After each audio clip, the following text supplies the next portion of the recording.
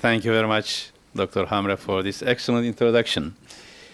Thanks for this opportunity to meet with this distinguished audience.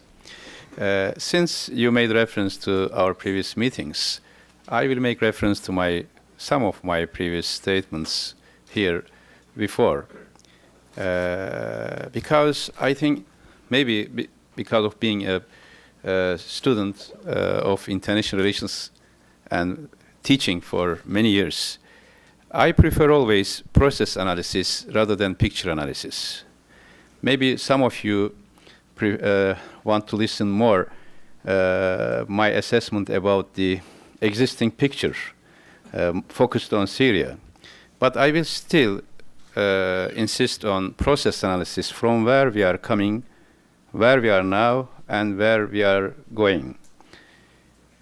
In one of my conferences here, I made a reference to modern history, and I said, after all big wars, there was some sort of a new adjustment of world order through a conference or a new international organizations or a new convention. Like after 30s war, we had Westphalian peace, Westphalian order.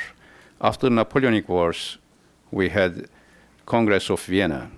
After First World War, we had League of Nations. After Second World War, we had United Nations, and a system which was very much complicated compared to the previous experiences, economic, political, new institutionalization. At that time, when I came here, I said, Cold War was a long, big war, great war, continued almost half a century. But after the Cold War, still, there is no new set of norms reflecting the needs of the post-Cold War situation. There is no Congress like Congress of Vienna. There is no a new international organization, or even there is no reform of the existing international organizations. There has been many discussions on the reform in United Nations system, but still, United Nations is functioning like before. The last indication was veto in UN Security Council, as if Cold War was continuing. So we have to we have to see big picture. Today we are facing a huge crisis, economic crisis, global economic crisis, and a political crisis around Turkey. But we have to understand from where we are coming. Since there was no readjustment of international system, since there was no new set of norms, since there was no reformation of the existing international organizations, I can tell you there were 3 big earthquakes in the last 20 years. Earthquake is a good analogy for Turks, maybe for Americans who came from Los Angeles. Maybe, I don't know, it was not good analogy for Washington until last year. Last year you had so that you can at least understand the psychology of earthquake. Earthquake means the existing natural status quo is shifting. When I say political earthquake or international earthquake, it means international system is changing and the main attitudes of the actors are changing.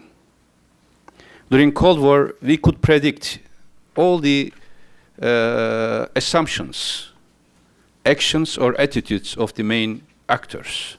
But after Cold War, during this transformation, it was difficult to predict, and today it is very difficult to predict the reactions. 3 earthquakes I mentioned. First earthquake was in 1991.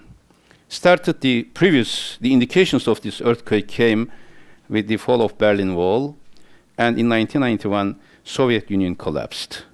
It was a geopolitical earthquake. Indications were changing of geopolitical structure, and the result of this earthquake, emergence of new states and transformation of the states in Eastern Europe, Caucasia, and Central Asia. And the basic slogan of this earthquake was freedom and democracy. I am sure all remember the end of history theories, etc. And the concept of the New World Order. Now we can ask, do we have a new world order or disorder? From that time, we, for almost 10 years, we have observed democratic transitions in Eastern Europe. This is important because whenever we, as in Turkey, as not only as a Minister of Foreign Affairs, but as an intellectual, the main criteria in my decisions or as country in our decisions is we want to be on the right side of the history. I will come to that point. Today, this is the main difference between the actors, those who are understanding the flow of history, those who are trying to resist the flow of the history. In the first decade after the Cold War, from 1991 until 2001, the earthquake was a geopolitical earthquake. The value was freedom and democracy. As Turkey at that time, we were on the winning side of the Cold War. We were supposed to win something because we spent a significant part of our budget to national defense as a member of NATO. But to be frank, when we look at those years, Turkey did not win much. We faced many difficulties, many challenges. We had to take new responsibilities in Bosnia, in Kosovo, in many other events. But at the end of 10 years, just to give one indication, our per capita income in 1991 was around 2,500. In 2001, it was around 2,800. For spending all the budget to defense throughout Cold War and the increase of the per capita income around $200 or $300 is not much to gain. But the issue was, because of the security risks around, Turkey was more security-oriented policy applying country in this earthquake. In 2001, the second earthquake was security earthquake. The concept of security has changed because of 9/11. So before the security was seen as a security among the nations. When you refer to security and defense, means you are defending your country against an aggression of another state or another bloc. But this time, 9/11 showed that there is a vulnerability of security everywhere in the world, even in New York and in Washington. So that changed the concept, the mindset of the international system, from freedom to security-oriented approach. The regulations were done, new regulations, domestic regulations, migration regulations, starting from there, coming to all conferences, international conventions after 9/11, after 2001, all operations were more security-oriented operations. Operation in Kosovo was something, or Bosnia was freedom, more reference to freedom, liberating Sarajevo. But operation to Afghanistan later was more security needs against terrorism. In this tenure until 2011, and this is the era of our government in Turkey, we acted differently. We didn't want to have a security-oriented policy. We wanted to have freedom and democracy-oriented politics. And what we did, we tried to implement new policies, which one of them was used by Dr. Hamre. We tried to define new priorities of Turkish domestic and foreign policy. In domestic field, the main concept was democratization packages, several democratization packages. When there were restrictive regulations being implemented in Europe, in US, in other parts of the world, Turkey in 2002, 2004, 2006 tried to extend democratic democratization process. At that time, we declared 5 principles, new assumptions of Turkish foreign policy. In order to understand our foreign policy today, vis-à-vis Syria and Tunisia, Egypt, we need to refer to this reference. The first principle was the balance between security and freedom. First time, in a TV interview, I used this concept, security and freedom, just to change the mindset of Turkish psyche. Turkey throughout Cold War and after the Cold War in 1990s thought that the main need of our society is security. Security against Soviet expansion, security against during the tension between Greece and Turkey, or security against PKK terrorism, but all security references. What we said, that now there is a need of a new set of norms based on more freedom but equal security. Because again, today we have this position. Why? Because if you sacrifice security for freedom, you will have a chaos. If you sacrifice freedom for security, you have dictatorial regimes like today Assad regime or Mubarak regime before. For many decades, Arab societies were told that they need to sacrifice from their freedom because there is a security threat of Israel or because of security threat for others. Similar what we were told throughout the Cold War. This winter, communism will come. Another winter, radical Islam will come. Another day, separation will come, division will come. If you have so many fears, you cannot have a logical analysis. What we said, in order to be a legitimate democratic government, there should be a balanced approach between security and freedom. And a government is legitimate if he says to his people, to its people, that the government will provide maximum freedom without risking security and maximum security without limiting freedom. So this is still our foreign policy. Now in our region, the regimes are facing this challenge. They all prefer security and they tell their people, wait for freedom. Maybe another time, maybe another spring. Second principle was, as Dr. Hamre mentioned, I was not planning to refer to this, but I want to be well understood here. Zero problems with neighbors, yes. Still, we have this principle. Why? We wanted to change the mindset and set of norms of Turkish foreign policy. Before, we were feeling that we have problematic relations with all neighbors. But in last 9 years, during this second earthquake, we have proven that Turkish neighbor relations could be improved. And today, if you go to Turkish people and ask, do you feel any threat from any neighbor?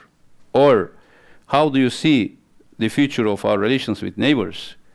There will be no such a psychological fear like Cold War that Russians are the arch enemy, like afterwards Greeks are our arch enemy, or Iran is our main competitor, or Bulgaria is former Soviet republic.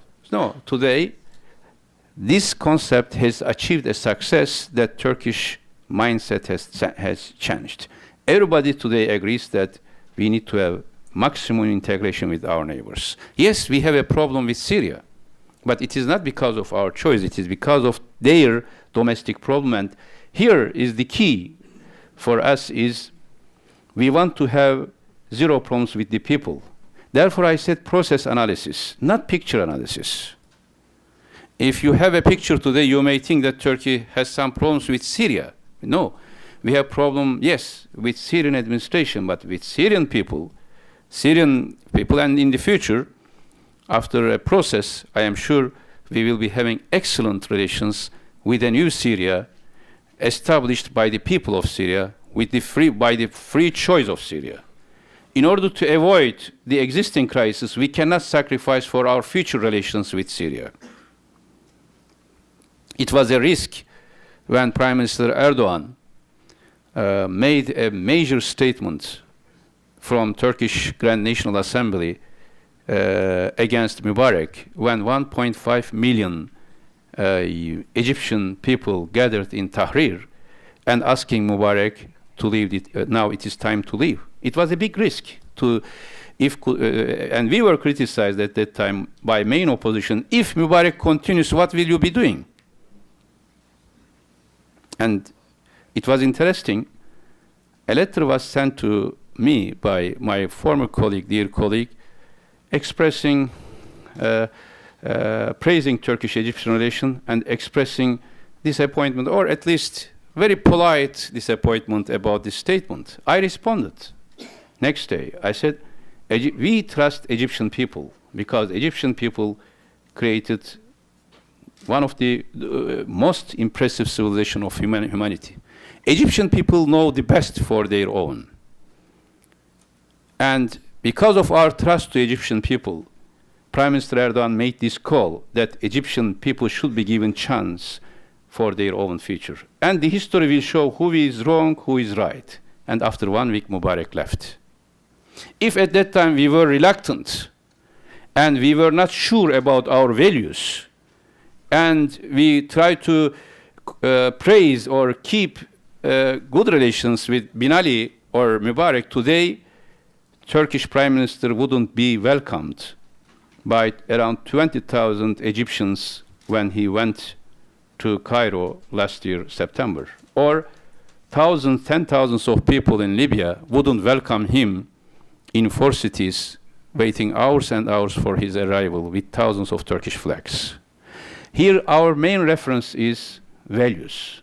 And zero problems with our neighbors means excellent relations with the maximum integration and excellent relations with the people of our regions. Then we declared other principles like active foreign policy for regional stability, regional reordering our surrounding region, Balkans, Caucasia, Central Asia, Middle East, then active foreign policy fourth principle in UN, etc. So we made an adjustment in foreign policy, in domestic politics. And I can say in last 9 years, after 9 years in power, Turkey is one of the countries which effectively used the new the aftershock of security earthquake in 2001. We were not trapped by security paranoia. We were not trapped by crisis. We tried to provide a new horizon, a new vision to our region and to the world. We became member of UN Security Council. You know how we acted efficiently there. And we have today, even in last 2 years, we opened 30 new embassies in different parts of the world. In 2 years only, we opened 22 embassies in Africa, 5 embassies in Latin America, 3 new embassies in East Asia, when there is a huge economic crisis. Why? We want to make Turkey a country, a center of stability in surrounding regions, and a country providing new vision, new horizon for the international relations. Coming to the third earthquake. Third earthquake started in 2000. The first shocks started 2009, 2010, but the real earthquake happened in 2011. This earthquake is an economic political earthquake. And in this earthquake, we have an global economic crisis and its reflection to Europe on one hand, and we have a regional political crisis, transformation, historic transformation on the other hand. Now, sitting in Ankara, capital of Turkey, every day morning, when we wake up and start to work, usually I do wake up in other countries, but still assume that I am in Ankara. When we turn our eyes to our west, to Europe, from Greece up to Spain, there is a zone of economic crisis. Democratic governments being replaced by technocratic governments in some countries. And there is a worry about the future of Europe, European Union. And we, as Turkey, we want to be in European Union, and we are following every event in Europe, European economy, for our own future. When we turn our eyes to east and south, from Iran, from Iraq, Syria especially, up to Morocco, there is a political turmoil, political change.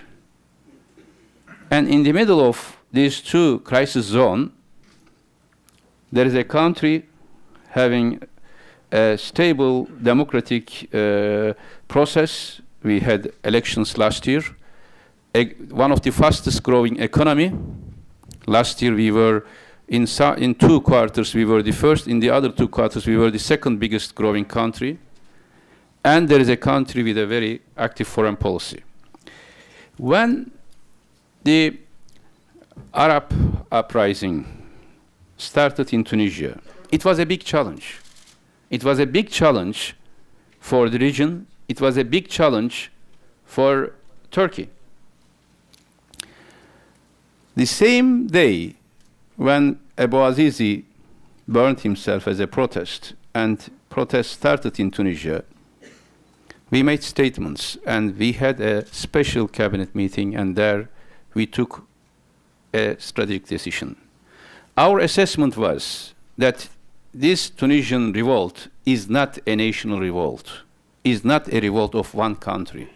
It is a widespread regional revolt, because now it is time for change. And we asked, what should be our foreign policy? How should we approach to this process? And we said, we will be supporting the demands of the Arab people, wherever they are. Whatever they demand, it is their right to demand. And why? Because we thought this is the flow of history. In one of the my speech in last year, March, I said, this is the normalization of history. Because 20th century, there were 2 abnormal structures in the region. One was colonialism, which separated cities, societies from each other, like French and British colonies in Iraq and Syria, or British colony in Egypt, Italian colony in Libya, French colony in Algeria and Tunisia. So all these countries, societies were separated from each other. The second abnormality was during Cold War, because South Yemen, North Yemen. North Yemen was pro-West, South Yemen was communist, so countries were divided. Now it is time to have one single regional ownership and awareness.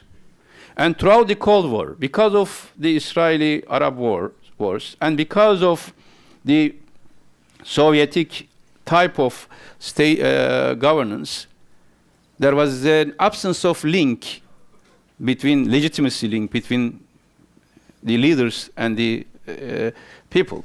And we said it was a risky decision. It is always. Now, some people are surprised as a former academician how we have to take such critical decisions. Usually academicians are long-thinking, slow-acting people. That's the image of the academicians, or utopic, as they claim to me that some of our foreign policy is utopic. But you need to, if you make an assessment and if you trust your values, you have to make courageous decisions. And the leadership should show these decisions. Yes, Turkish foreign policy took a risk last year. Today it is easy to say, oh, it was normal to say go to Mubarak, or it was normal to say go to Bin Ali. You remember, in Tunisia, some democratic Western countries sided with Bin Ali in early days of the revolt. We took risks. Why? Because we have a vision for our region.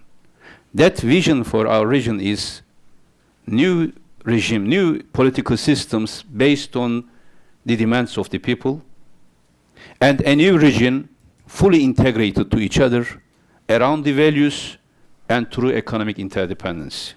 That was our policy before, when we had good relations with the existing authorities, because at that time there was no war between these authorities and their people, And this is our new policy today. Second principle was, if we are on the side of the people, then how could we help to this process?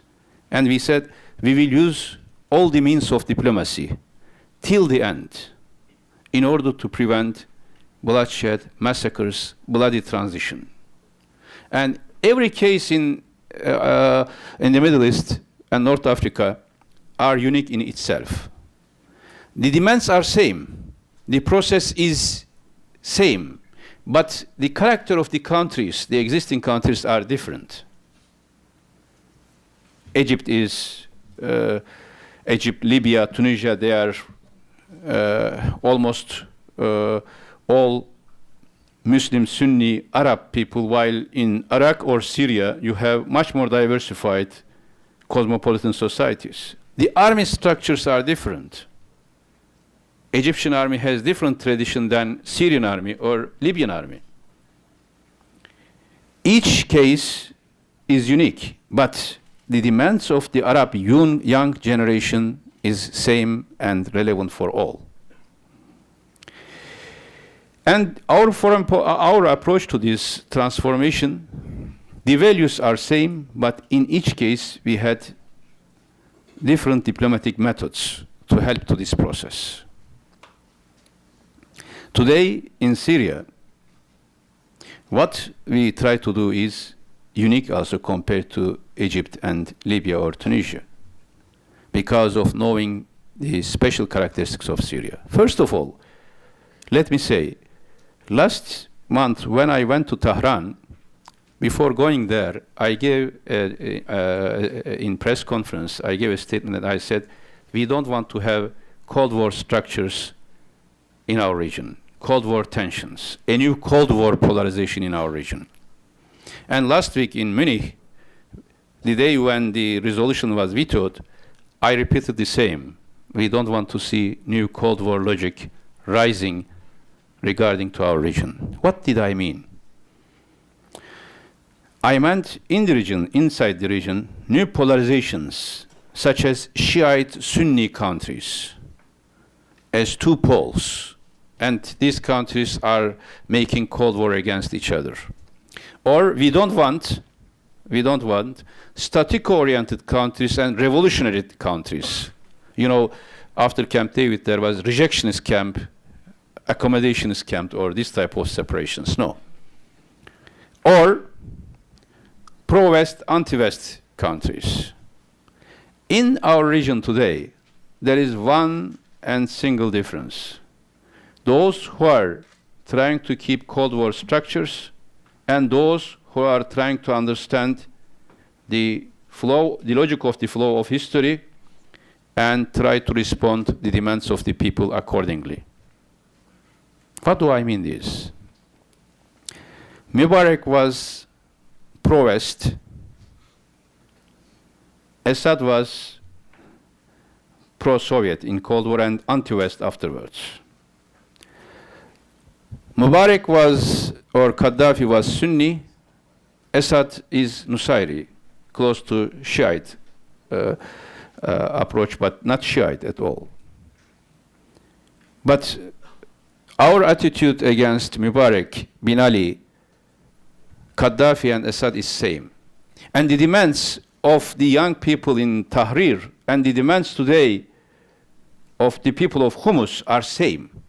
They don't look at these, this is pro-West, this is pro-East, or this is Sunni, this is Shiite, this is Nusayri. They have the same demands.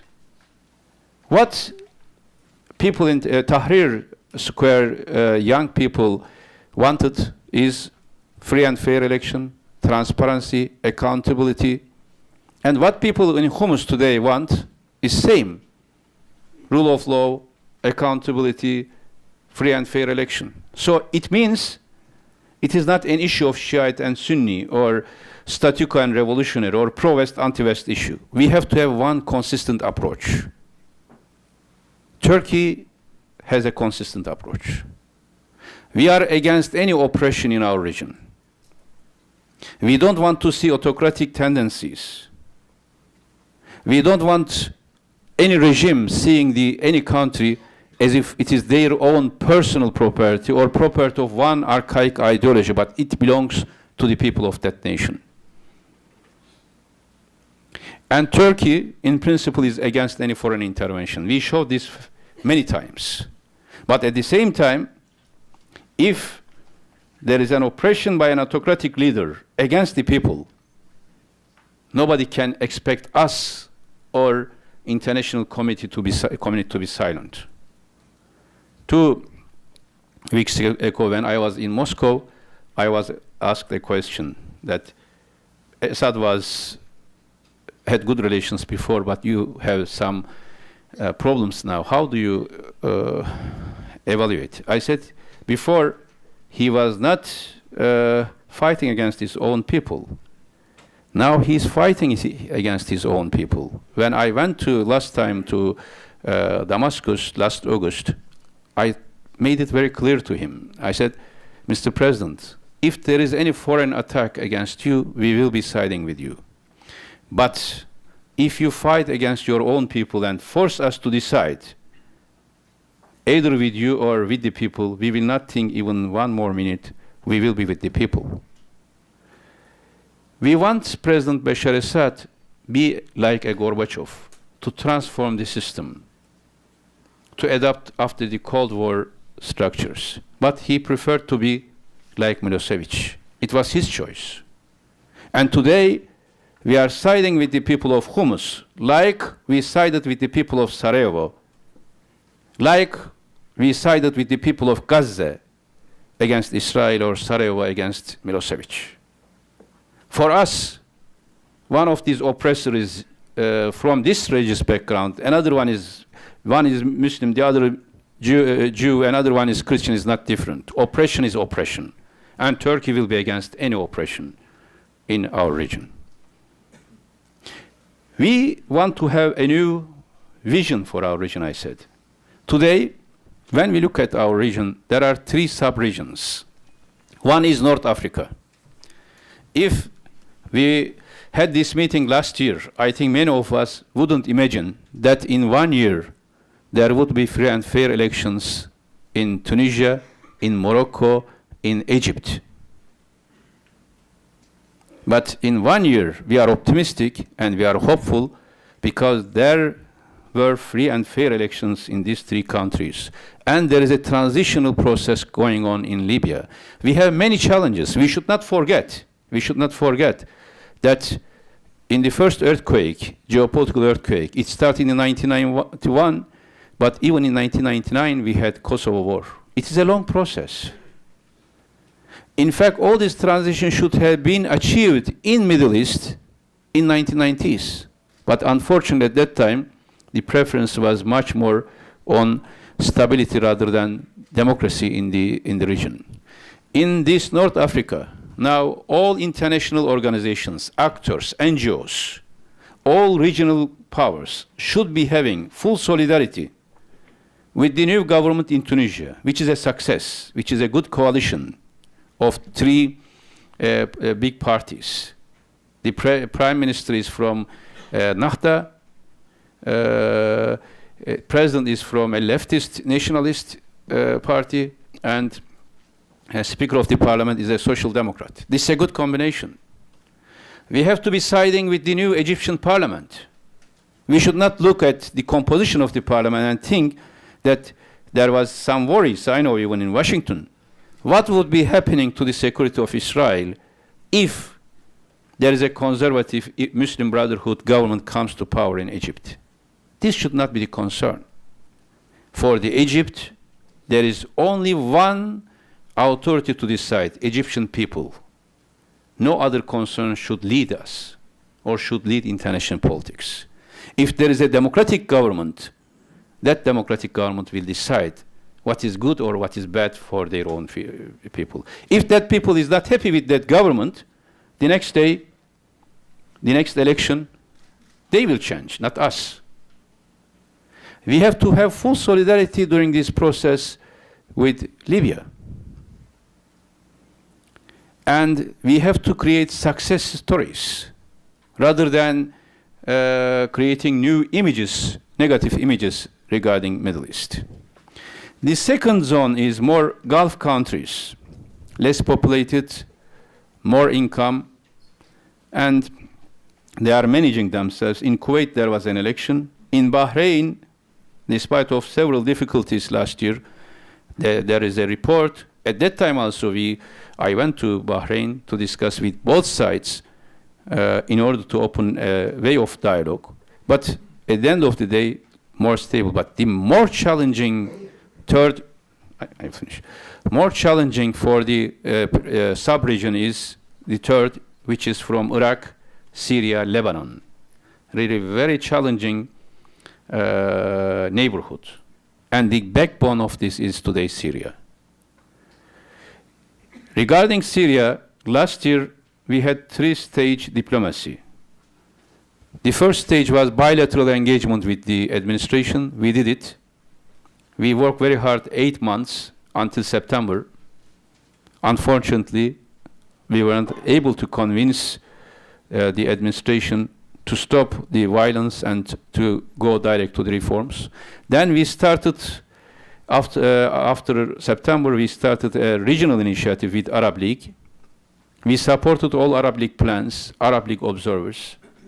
When Arab League came to a point that there is a need of international support, we had the third stage, international stage, and Arab League supported the resolution to UN Security Council, and Turkey supported this resolution. Unfortunately, there was a veto. Now, at this stage, we cannot just wait and see. We have to create a new international awareness regarding the sufferings of Syrian people. Therefore, in these days, we are talking and consulting with all the concerned parties and actors in order to create such an international awareness. So, in short, the economic political earthquake, the aftershocks will continue to come. We cannot be daydreaming. There will be many challenging risks in front of us. But two references will make us strong. One, the values we are defending. We will continue to defend the same values everywhere in the world. Second, active foreign policy diplomacy, rational and active diplomacy to resolve these issues through peaceful means. If we can achieve these manage this economic and political earthquake, economic political earthquake in an appropriate manner, then a new convention, a new conference, a new restructuring of international organizations will come as the new challenge in front of us because we need now a new global order, a real inclusive global order, a political order based on dialogue, multilateralism, an economic order based on justice, and a cultural order based on inclusiveness and accommodation. All the regional issues should be referred to this new global order. Thank you very much.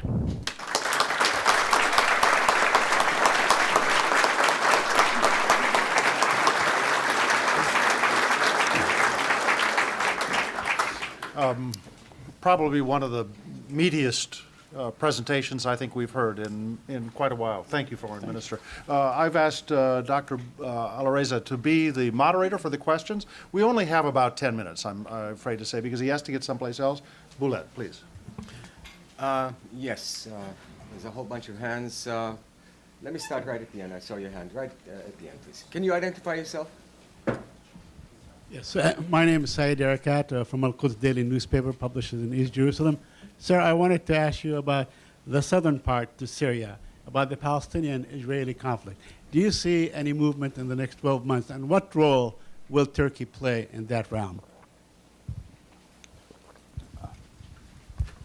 Sorry, since the agenda was more on Syria, I focused there. But whatever happens in our region could be understood, cannot be understood without making a reference to Palestine and to Kudus. Now there is a new Middle East emerging. At the core of many of these crises was a Palestinian question.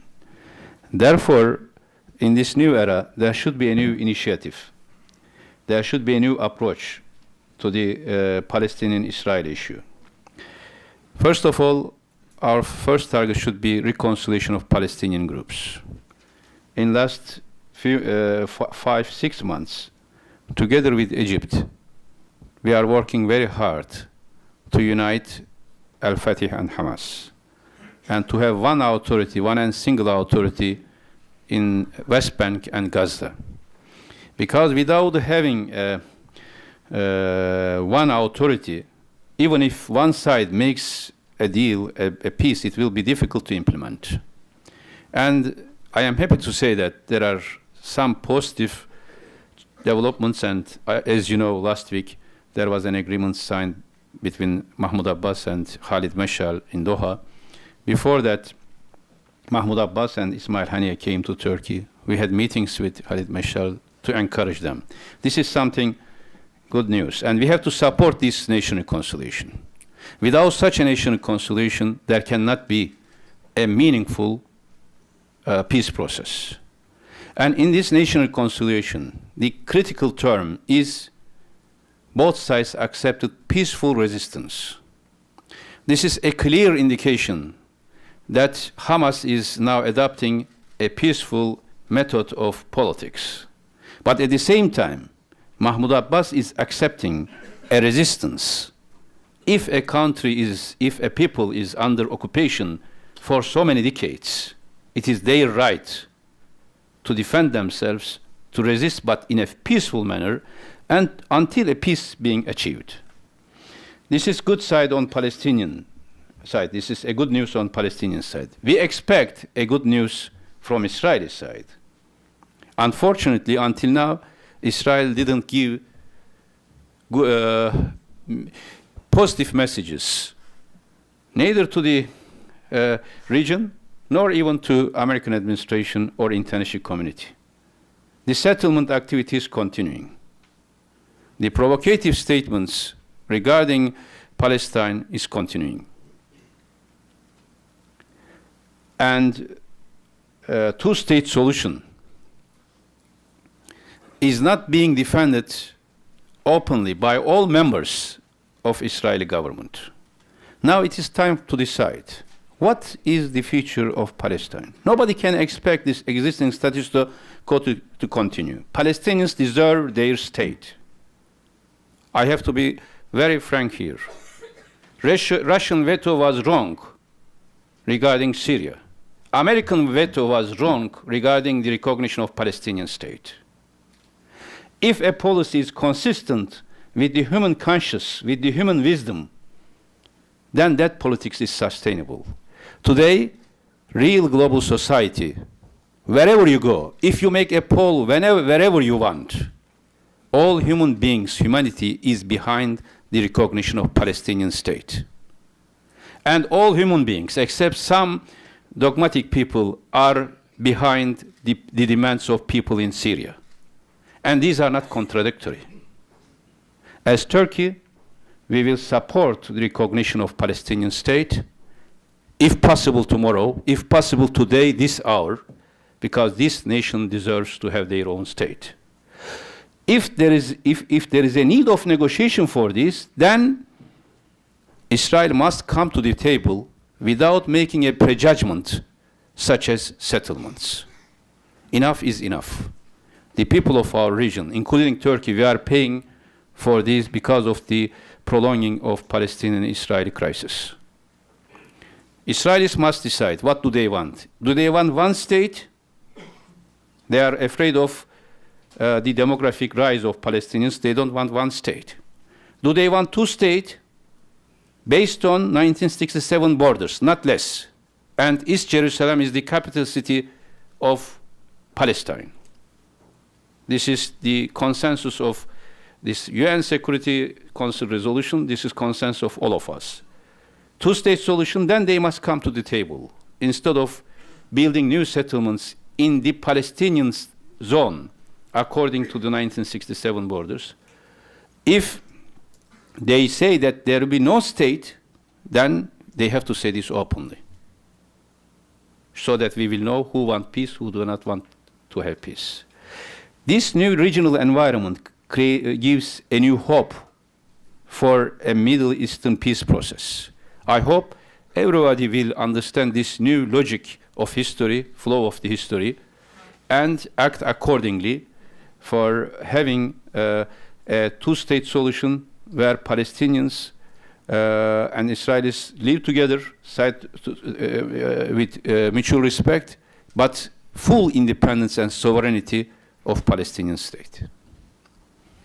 Yeah, I think we may have time for only one more question. Can I ask you to stand up, please? We have a microphone, please. Well, yes. Sorry. I'm Hale Svandiari from the Wilson Center. Mr. Minister, you have had a lot of dealing with the Iranian government. What is your take on the Iranian attitude? How seriously do they take the possibility of a military intervention by Israel, number one?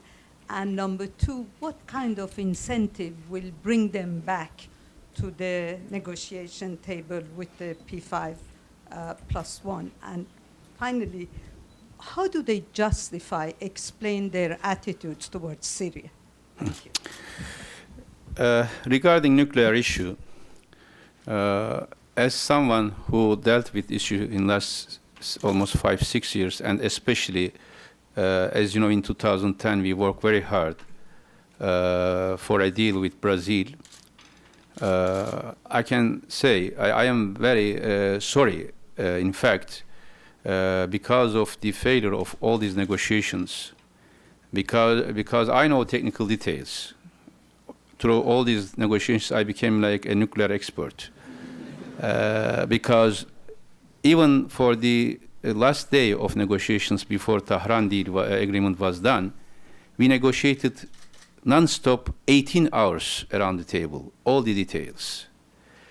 Last year, we had the last round of talks in Istanbul. And last month, I went to Tehran. I encouraged and called for another round of talk. They said they are accepting. I spoke with Cathy Ashton, and she accepted. We are now, in these days, we are working for a time venue for the next round of talk. Knowing all the details, I can tell you, the problem is not a technical problem. The technicalities of nuclear issue could be resolved in a few days. Because the deal is clear. What Iranian wants is right for peaceful nuclear technology. We will tell them, you will have that right, like other nations. But you will comply with NPT and IAEA regulations, and they will check. What we want, and P5+1, that there should not be a nuclear military technology. So there should be certain assurances of both sides to be given to each other. For Turkey, our position is clear. We don't want to have any nuclear military power, neither in our region nor in the world. But at the same time, we don't want any limitation against regarding the development of peaceful nuclear technology. Technical details are so easy to be solved. The problem is there is no strong political will, and there is an absence of mutual trust and confidence. On one side, Jalili is coming, of course, to negotiate, but there is a huge discussion inside Iran because it became a national issue. So a possible deal should satisfy Iranian domestic public opinion. On the other side, Cathy Ashton, she is working very hard, with good intentions, skillfully, but she has to satisfy the parameters of 6 other countries. And these countries sometimes may have different positions. I can say if 2 negotiators come together with full mandate, it could be resolved. And mutual trust. In 2010, through Tehran deal, what we want to achieve was confidence building and mutual trust. If that deal was implemented, 1,800 kg of Iranian, low-enriched uranium would have been taken to Turkey. The amount of LEU would have been so minimal so that there wouldn't be any possibility of the 20% enrichment. And Iran promised at that time freezing 20% enrichment. If these two conditions, especially freezing 20% enrichment, is being achieved, in fact, this is a full guarantee and assurance that there cannot be a military technology to develop. These issues could be discussed if there is a strong political will and mutual trust, as I said. So there are three options. Negotiations, I think that this is the only meaningful option and which can create a result. But genuine and concentrated negotiation, not negotiation this month and after 6 months you come again. I told to both sides, stay in Istanbul, like the Pope election. Stay in one room, discuss everything, then you can go. Otherwise, in that six months, some other regional parameters are coming, new tensions are emerging, new accusations emerging.